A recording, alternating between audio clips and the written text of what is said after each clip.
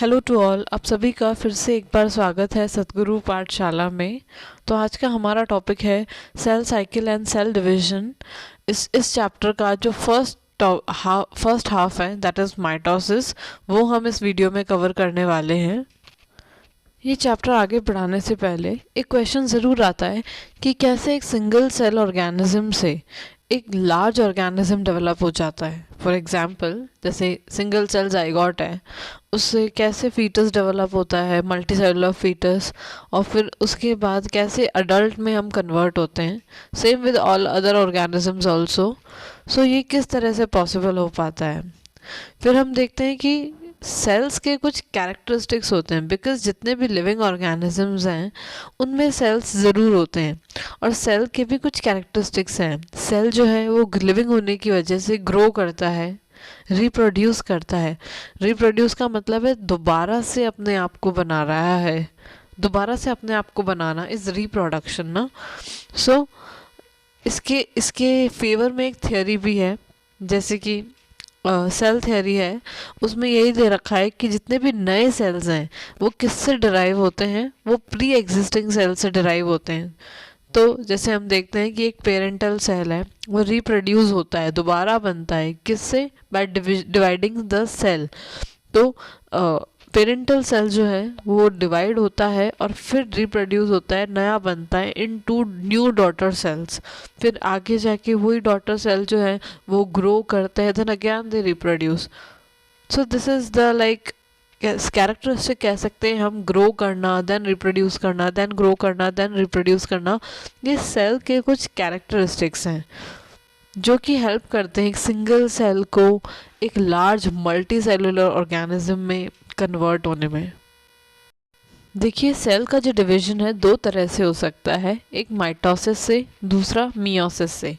Mitosis से क्या होता है कि जो सिंगल पेरेंटल सेल है वो डिवाइड होकर दो डॉटर सेल्स में कन्वर्ट होता है, और इसमें जो नंबर ऑफ क्रोमोसोम्स है वो पेरेंट्स और डॉटर सेल्स में सेम रहते हैं। For example 46 number of chromosome का अगर एक सेल है वो डिवाइड कर रहा है, तो जब दो नए डॉटर सेल्स बनेंगे उन दोनों डॉटर सेल्स में भी 46 नंबर ऑफ क्रोमोसोम्स ही होंगे।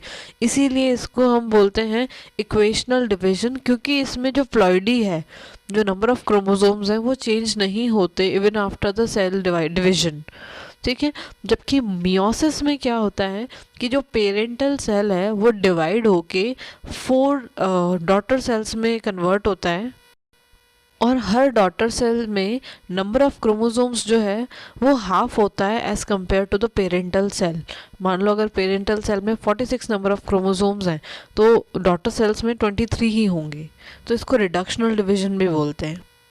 क्योंकि हम सेल साइकिल पढ़ने वाले हैं तो उससे पहले एक बार सेल का एक बेसिक स्ट्रक्चर हम देख लें कि भाई जो सेल है उसकी सबसे आउटर जो लेयर होती है उसे हम सेल मेम्ब्रेन बोलते हैं। अंदर जो लिक्विड फिल्ड है उसको साइटोप्लाज्म, और उस साइटोप्लाज्म के अंदर हमें न्यूक्लियस देखने को मिलता है जिसके अराउंड न्यूक्लियर मेम्ब्रेन होती है। ठीक है। न्यूक्लियस के अंदर एक डार्कली जो स्पॉट दिख रहा है न्यूक्लियस के अंदर, डार्क पॉइंट, उसको हम न्यूक्लियोलस कह रहे हैं। और उसके अंदर हमें कुछ थ्रेड जैसे स्ट्रक्चर दिखते हैं, उसे हम बोलते हैं क्रोमैटिन, जिसमें हमारा जेनेटिक मटेरियल होता है, जिसमें डीएनए प्रेजेंट होता है, which transfers information from one generation to another generation. ठीक है। तो इसे हम क्रोमैटिन मटेरियल कहते हैं। न्यूक्लियर मेम्ब्रेन से अटैच्ड एंडोप्लाज्मिक रेटिकुलम होता है, उसके बाहर की तरफ गोल्जी बॉडीज। ठीक है। एक सेंट्रियोल भी प्रेजेंट होता है which helps in the cell division. So ये कुछ बेसिक स्ट्रक्चर है हमारे सेल का। ये मैं इसलिए बता रही हूँ क्योंकि आगे हम इन्हीं पर्टिकुलर ऑर्गेनेलीज की बात करने वाले हैं। हम आगे बढ़ें उससे पहले confusion I want to clear. जैसे कि जब सेल डिवाइड नहीं कर रहा, when cell is in normal state, तब क्या होता है कि न्यूक्लियस के अंदर जो जेनेटिक मटेरियल है वो जो है थ्रेड लाइक स्ट्रक्चर्स के फॉर्म में प्रेजेंट होता है, जैसे क्रोमैटिन लूजली अरेंज्ड थ्रेड जैसा स्ट्रक्चर है। ठीक है। जिसमें डीएनए प्रेजेंट है डेफिनेटली। लेकिन जब सेल डिवाइड करने वाली स्टेज में आता है तब जो ये जो लूजली अरेंज क्रोमैटिन है ये जो है कंडेंस होने लगता है और कंडेंस होके यही क्रोमैटिन कन्वर्ट हो जाता है क्रोमोसोम्स में। ठीक है, अब हम क्रोमोसोम्स को अगर देखें तो आप देख पा रहे हैं एक सिंगल क्रोमोसोम में 2 सिस्टर क्रोमैटिड्स हैं। यहाँ पे डायग्राम में यू कैन सी ये 2 सिस्टर क्रोमैटिड्स जो हैं आपस में अटैच्ड होते हैं with the help of centromere. Centromere की हेल्प से 2 सिस्टर क्रोमैटिड्स जो हैं एक क्रोमोसोम के अटैच्ड रहते हैं और इस सेंट्रोमियर के बाहर की तरफ प्रेजेंट होता है काइनेटोकोर, जिससे आगे जाके स्पिंडल फाइबर अटैच्ड होंगे। ठीक है, तो ये सिस्टर क्रोमैटिड्स अगर सेम क्रोमोसोम में 2 क्रोमैटिड्स हैं तो उन्हें सिस्टर क्रोमैटिड्स बोलते हैं हम। और अगर 2 डिफरेंट क्रोमोसोम्स के क्रोमैटिड्स की अगर हम बात करें तो वो नॉन सिस्टर क्रोमैटिड्स होते हैं। सो सेल साइकिल की अगर हम बात करें कि भाई जो सेल डिवीजन है वो एक साइक्लिक फॉर्म में होता है, एक सीक्वेंशियल फॉर्म में होता है, एक के बाद दूसरा स्टेप होता है, एक के बाद दूसरी चीज़ें जो है सीक्वेंशियल फॉर्म में होती हैं। अगर आप इस चीज़ को दिमाग में रखें कि एक सेल है उसको डिवाइड होना है 2 सेल्स में या आगे जाके अगर 4 सेल्स की अगर हम बात करते हैं या एक सेल को डिवाइड होना है मान के चलिए 2 सेल्स में, तो उसको अपना जेनेटिक मटेरियल डबल करना पड़ेगा। इट इज़ लाइक एक मदर है एंड 2 भाई बहन है तो उनको चीज़ें इक्वली डिस्ट्रीब्यूट करनी पड़ेंगी। तो सेम वे कि जो मदर सेल है उसको डिवाइड होके 2 डॉटर सेल्स में कन्वर्ट होना है, तो जो डॉटर सेल्स हैं उनको भी नंबर ऑफ क्रोमोसोम्स जो हैं उतने ही चाहिए, बराबर चाहिए। ओके, और प्लस और जितने भी ऑर्गेनेलीज हैं, प्रोटीन्स हैं जो सेल में होते हैं वो भी चाहिए। तो यहाँ पे क्या होता है, प्रिपरेशन हो रही है। सबसे पहले डीएनए जो है वो अपने आप को या वी कैन से जीनोम जो है उसका डुप्लीकेशन होता है। ओके, अदर कंस्टिट्यूएंट्स भी बनते हैं, प्रोटीन्स वगैरह जैसे मैंने आपको बताया, और सेल ऑर्गेनेलीज वगैरह। और फिर जब सारी प्रिपरेशन होती है उसके बाद जाके जो सेल है वो 2 डॉटर सेल्स में डिवाइड होता है। इससे हम बेसिकली सेल साइकिल कहते हैं, इसे हम आगे पढ़ेंगे भी। ठीक है, सो जो सेल डिवीजन है उसमें डीएनए का रेप्लिकेशन भी होता है और सेल की ग्रोथ भी होती है। इवन दो अगर हम सेल ग्रोथ की बात करें इन टर्म्स ऑफ साइटोप्लाज्म तो वो होता रहता है, वो उसके लिए कोई स्पेसिफिक स्टेज की रिक्वायरमेंट नहीं है। लेकिन डीएनए की जहाँ बात आती है कि भाई डीएनए का नया सिंथेसिस होगा, डीएनए डुप्लीकेट होगा, तो उसमें पर्टिकुलर स्पेसिफिक स्टेजेस होती है। वहीं पे सेल का जो डीएनए है वो अपने आप को सिंथेसाइज करता है या वी कैन से डुप्लीकेट करता है। सो हम देखते हैं सेल साइकिल की तरफ बढ़ रहे हैं। उससे पहले कुछ एग्जांपल्स आते हैं कि जो यूकैरियोटिक सेल्स होते हैं, जैसे हम लोग हो गए या कोई भी प्लांट सेल, तो उसमें जो सेल डिवीजन है वो 24 आवर्स में सेल साइकिल जो है वो 24 आवर्स में कंप्लीट होती है, जबकि ईस्ट में 90 मिनट्स में और ई कोलाई बैक्टीरिया में इन 20 मिनट्स। सो हम बात करने जा रहे हैं cell cycle of eukaryotic cells. जैसे यूकैरियोटिक सेल्स है उनकी सेल साइकिल्स हम डिस्कस करने वाले हैं। जो सेल साइकिल है वो 2 फेजेस में कंप्लीट होती है, एक तो इंटरफेज और दूसरा एम फेज और माइटोसिस फेज। क्योंकि इस वीडियो में हम माइटोसिस कवर कर रहे हैं तो um stick to the mitosis only. So अभी हमने देखा कि यूकैरियोटिक सेल जो थे उनको डिवाइड होने में 24 आवर्स लगते हैं, उसमें से 23 आवर्स तो सिर्फ इंटरफेज ही ले जाता है। 95% ऑफ सेल साइकिल जो है वो इंटरफेज का ही है, और जो रिमेनिंग 5% है या वी कैन से 1 घंटा जो है उसमें सिर्फ माइटोसिस होता है, और 23 आवर्स तो इंटरफेज में ही लग जाते हैं। इंटरफेज एक ऐसा फेज़ है जिसको हम प्रिपरेशन फेज़ कह सकते हैं। इट इज़ सेम लाइक जैसे कि हम लोग, जैसे आप लोग जो हैं एग्ज़ाम देने के लिए 6 महीने तक पढ़ाई करते हैं, उसके बाद जाके हाफ ईयरली एग्ज़ाम दे रहे हैं, या 6 महीने पढ़ाई करने के बाद ईयरली एग्ज़ाम दे रहे हैं। तो यू कैन सी कि जो आपका प्रिपरेटरी फेज़ है वो 6 मंथ्स है, almost all an approx 5 to 6 months है। जबकि आप एग्ज़ाम देने बैठते हैं तो आई थिंक 3 घंटे का एग्ज़ाम होता है। तो कितना छोटा ड्यूरेशन है एग्ज़ाम का, बट उसकी प्रिपरेशन कितनी लंबी है। सो इन द सेम वे जब हमें माइटोसिस करना है तो हमारे दिमाग में ये होना चाहिए कि एक सेल से 2 सेल्स बनेंगे और दोनों में नंबर ऑफ क्रोमोसोम्स सेम रखने हैं हमें। ठीक है, तो उस चीज़ की प्रिपरेशन करनी है हमें। सो इंटरफेस को हम रेस्टिंग फेज भी बोलते हैं क्योंकि इसमें सेल डिवाइड होता हुआ दिखता नहीं है। तो अगर हम बाहर से देखें तो सेल में हमें कोई चेंजेस नहीं दिख रहे हैं, बट अगर हम इंटरनली देखें तो ये जो सेल है इंटरफेस में वो मेटाबॉलिकली केमिकली बहुत एक्टिव है। सो इंटरफेस को ही रेस्टिंग फेज भी बोलते हैं। ये फर्दर डिवाइड होता है 3 फेजेस में, जिसको G1 फेज, S फेज और G2 फेज बोलते हैं। G1 फेज में अगर हम सेल को देखें तो जो सेल है वो मेटाबॉलिकली बहुत एक्टिव है, उसमें बहुत सारी केमिकल रिएक्शंस अंदर हो रही हैं ऑलरेडी, और जो सेल है वो अपने आप को साइज में ग्रो कर रहा है, ठीक है, साइज में ग्रो कर रहा है, अपना साइज इंक्रीज कर रहा है कंटिन्यूसली। उसके बाद हम देखते हैं कि G1 फेज से हम आते हैं S फेज में। एस का मतलब ही सिंथेसिस है। तो यहाँ पे जो हमारा सेल है उसके न्यूक्लियस के अंदर पर्टिकुलरली जो डीएनए है उसका अमाउंट डबल हो रहा है। समझ रहे हैं आप, डीएनए का अमाउंट डबल हो रहा है लेकिन नंबर ऑफ क्रोमोसोम्स हमें सेम रह रहे हैं, ठीक है, नंबर ऑफ क्रोमोसोम सेम है लेकिन डीएनए का अमाउंट डबल हो रहा है। डबल इसलिए हो रहा है क्योंकि हमें आगे जाके इसी डीएनए को 2 सिस्टर क्रोमैटिड्स में, सॉरी 2 डॉटर सेल्स में हमें इसको डिस्ट्रीब्यूट करना है, 2 डॉटर सेल्स के साथ बांटना है सेम मदर के डीएनए को। सो यहाँ पे डुप्लीकेट कर रहा है अपना DNA, amount of DNA double, note this point, but number of chromosomes जो हैं सेल में सेम रहते हैं।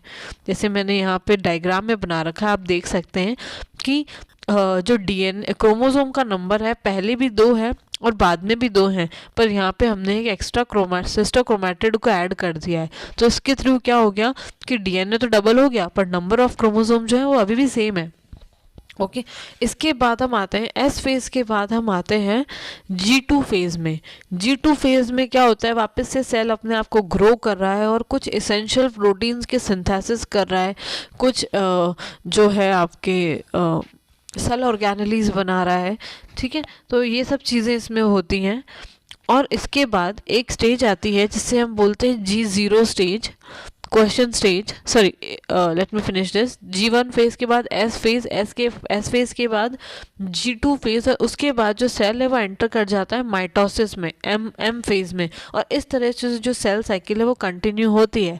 बट समटाइम्स इट हैपन्स कि G1 फेज के बाद जो हमारा सेल है वो क्वेश्चन स्टेज में चला जाता है, G0 स्टेज में चला जाता है, जहाँ पे जाके सेल जो है डिवाइड नहीं करता, even though it is metabolically active but cell is not dividing. तो G2 फेज में जो सेल होता है उसके 2 फेज होते हैं। हो सकता है कि वो ज़रूरत पड़ने पर दोबारा सेल साइकिल में एंटर कर जाए, G0 फेज से एस फेज में आ जाए। जैसे कि एग्जांपल कि अगर मान लो फ्रैक्चर हो जाए बोन सेल्स में, तो बोन सेल्स जो हैं वो G0 स्टेज से दोबारा एस फेज में आ जाते हैं, बिकॉज दे नो कि बॉडी को रिक्वायरमेंट है बोन सेल्स की, तो वो दोबारा डिवाइड होने लगते हैं। लेकिन कुछ सेल्स ऐसे भी होते हैं जो एक बार G0 स्टेज में चले गए, क्वेश्चन स्टेज में चले गए, तो वो दोबारा डिवाइड नहीं करते। फॉर एग्जांपल हार्ट सेल्स हो गए या हमारे जो नर्व सेल्स हैं, दे डू नॉट डिवाइड। इसी वजह से if you can see the patients of paralysis find almost difficult to recover, because उनके जो नर्व सेल्स हैं वो अफेक्ट हुए हैं, और हमें पता है कि नर्व सेल्स जो हैं वो डिवाइड नहीं होते। In the same way heart हैं, जब हम जितने हम लेके पैदा हुए थे ऑलमोस्ट उतने ही हमारे थ्रू आउट द लाइफ रहते हैं number of cells, but still हम देखते हैं कि हमारा एक बेबी का हार्ट और एक अडल्ट के हार्ट के साइज़ में डिफरेंस है। तो ये जो डिफरेंस है ये सेल डिवीजन की वजह से नहीं है, इसमें जो सेल है वो ही इंडिविजुअली जो है साइटोप्लाज्मिक वे में ग्रो करता है, नंबर में ग्रो नहीं कर रहा है, बट साइटोप्लाज्मिक वे से इंक्रीज कर रहा है, उसकी सेल की ग्रोथ हो रही है। तो इस चीज़ को ध्यान रखिएगा। The cell cycle is like G1 phase, S phase, G2 phase and M phase. Okay, interphase takes almost 23 hours. After that it enters into mitosis, जो कि 1 घंटे में कंप्लीट हो जाता है। माइटोसिस जो है वो 2 तरह से 2 प्रोसेस के थ्रू होता है। एक होता है सबसे पहले कैरियोकाइनेसिस, मतलब न्यूक्लियस का डिवीजन होता है पहले, और फिर बाद में होता है साइटोकाइनेसिस, मतलब साइटोप्लाज्म का डिवीजन। न्यूक्लियस का डिवीजन में फर्दर फिर आगे स्टेजेस हैं, जैसे प्रोफेज, मेटाफेज, एनाफेज, टीलोफेज, ठीक है, ये 4 स्टेजेस में जाके कैरियोकाइनेसिस होता है, उसके बाद साइटोकाइनेसिस होता है, तब जाके सेल डिवीजन कंप्लीट होता है।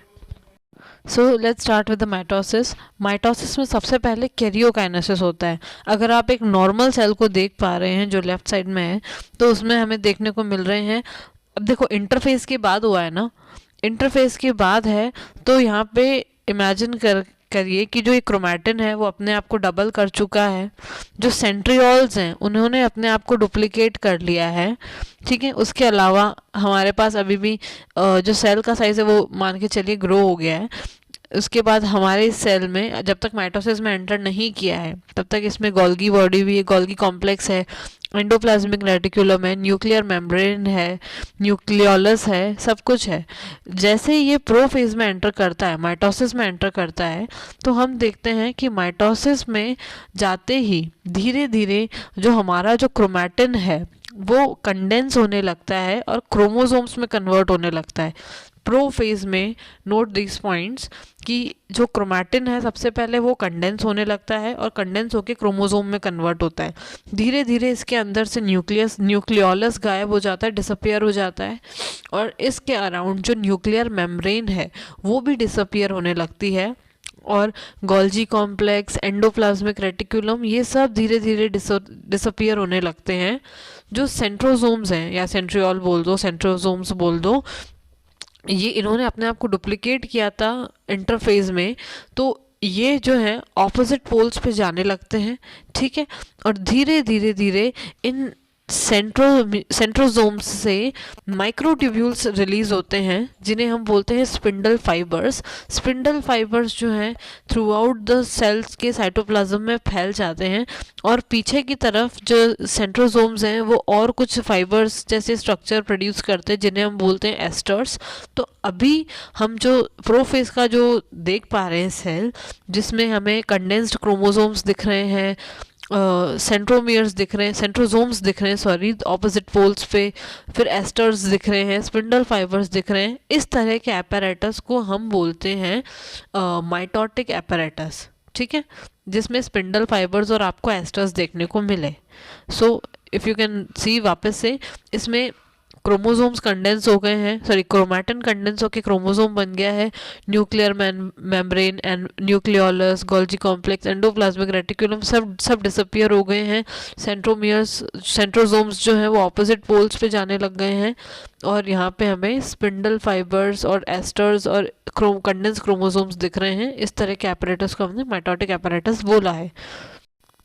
प्रोफेज के बाद एंटर करता है मेटाफेज में। मेटाफेज में जो क्रोमोसोम्स का कंडेंसेशन है वो कंप्लीट हो जाता है, और हम देखते हैं कि जो सेल्स हैं, सॉरी, जो क्रोमोसोम्स हैं उसके सेंटर में जो सेंट्रोमियर है उसके बाहर जो काइनेटोकोर है उससे स्पिंडल फाइबर्स आके अटैच्ड हो गए हैं, और धीरे धीरे जो क्रोमोसोम्स हैं वो एकदम सेंट्रली इक्वेटर पे आके they move towards the equator और अरेंज होके मेटाफेज प्लेट बनाते हैं ये, ठीक है, एकदम सेंट्रली इक्वेटर पे अरेंज्ड होके। फिर एनाफेज में क्या होता है, जैसे कि ये जो क्रोमोसोम्स हैं, वी ऑल नो कि जो क्रोमैटिड्स हैं, जो सिस्टर क्रोमैटिड्स हैं वो सेंट्रोमियर से अटैच्ड रहती हैं। तो एनाफेज में क्या होता है, जो क्रोमोसोम है वो स्प्लिट होने लगता है, ठीक है। सेंट्रोमियर के स्प्लिट होने से जो क्रोमोसोम है वो स्प्लिट होता है, जो उसके सिस्टर क्रोमैटिड्स हैं वो सेपरेट होने लगते हैं और ऑपोजिट पोल की तरफ मूव करने लगते हैं। तो आपको सेग्रीगेशन और movement towards the opposite pole देखने को मिलेगा एनाफेज में। उसके बाद टीलोफेज। टीलोफेज में क्या होता है कि जो क्रोमोसोम है वो धीरे धीरे वापस से, देखिए, जो हमने प्रोफेज में चीज़ें की थी टीलोफेज में उसका उल्टा होने लगता है। अब जो क्रोमैटिड्स हैं एनाफेज के थ्रू, जो क्रोमैटिड्स टीलोफेज में जाके एकदम ऑपोजिट पोल्स पे इकट्ठे हो जाते हैं, ये धीरे धीरे अपने आप को डीकंडेंस करने लगते हैं, दोबारा से क्रोमैटिन में कन्वर्ट होने की कोशिश करते हैं। फिर प्रोफेज में हमने न्यूक्लियर मेम्ब्रेन लूज़ की थी, तो यहाँ पे दोबारा न्यूक्लियर मेम्ब्रेन जो है रीफॉर्म होती है, ओके, न्यूक्लियोलस वापस से रीफॉर्म होता है, गोल्जी कॉम्प्लेक्स, एंडोप्लाज्मिक रेटिकुलम दोबारा से बनते हैं, ठीक है। और इस तरह से हम देखते हैं कि हमें क्लियर कट 2 डॉटर न्यूक्लियर देखने को मिलते हैं by the end of the telophase. So after nuclear division हम देखते हैं कि साइटोप्लाज्म का डिवीजन स्टार्ट हो जाता है। तो एनिमल्स और प्लांट्स में ये दोनों अलग अलग तरह से होता है। एनिमल सेल में क्या होता है, जो सेल मेम्ब्रेन है वो फरो बनाती है बाहर से अंदर की तरफ, इट ग्रेजुअली डीपन्स और फिर मिलके एकदम फ्यूज़ हो जाती है, और अल्टीमेटली जो साइटोप्लाज्म है वो भी फिर डिवाइड हो जाता है 2 पार्ट्स में। एज अ रिजल्ट जो एक सेल है वो 2 सेल्स में कंप्लीटली अपने आप को डिवाइड कर लेती है, ठीक है। इस तरह के जो साइटोकाइनेसिस है उसको सेंट्रीपिटल साइटोप्लाज्म बोलते हैं, साइटोकाइनेसिस बोलते हैं, क्योंकि यहाँ पे जो साइटोकाइनेसिस है वो बाहर से अंदर की तरफ हुआ है। प्लांट्स में क्या होता है कि बीच में एक सेल प्लेट बनती है जिसको मिडल लेमेला की तरह रिप्रेजेंट करते हैं। ये जो सेल प्लेट है वो अंदर से बाहर की तरफ डेवलप होती है और अल्टीमेटली सेल के साइटोप्लाज्म को 2 पार्ट्स में डिवाइड करती है। तो इस तरह का जो साइटोकाइनेसिस है उसको हम सेंट्रीफ्यूगल साइटोकाइनेसिस बोलते हैं। अगर हम मियोसिस की सिग्निफिकेंस की अगर बात करें, माइटोसिस की सिग्निफिकेंस की अगर हम बात करें तो ये बहुत ही इम्पॉर्टेंट है हमारे सेल के रिपेयर के लिए। मान लो अगर कभी चोट लग जाए तो जो नए सेल्स बनते हैं वो माइटोसिस के थ्रू ही बनते हैं, ठीक है। इसके अलावा हमारी जो एपिडर्मिस है, हमारी जो स्किन है, उसके सेल्स भी डेली जब भी हम नहाते हैं करते हैं तो हमारे जो सेल्स हैं वो निकल जाते हैं, तो नए नए सेल्स बनते हैं। हमारी जो एलिमेंट्री कैनाल है उसके जो सेल्स हैं वो दिन भर जो है नए बनते रहते हैं, ठीक है। उसके अलावा हमारे ब्लड सेल्स भी रिप्लेस होते रहते हैं। एक प्लांट्स में अगर हम देखें तो मेरिस्टेमेटिक टिश्यूज जो हैं उनमें माइटोटिक डिवीजन होता है जिसकी वजह से प्लांट की ग्रोथ होती है। इवन एनिमल्स की भी जो मल्टीसेल्युलर ऑर्गेनिजम्स हैं उनकी ग्रोथ भी माइटोसिस के थ्रू ही होती है, ठीक है। तो it is very important process. Plus ये इक्वेशनल डिवीजन है, तो मतलब जेनेटिक स्टेबिलिटी को ये परमिट करता है, ठीक है। जीन्स जो है स्टेबल रहते हैं हमारे। So that's it for the mitosis.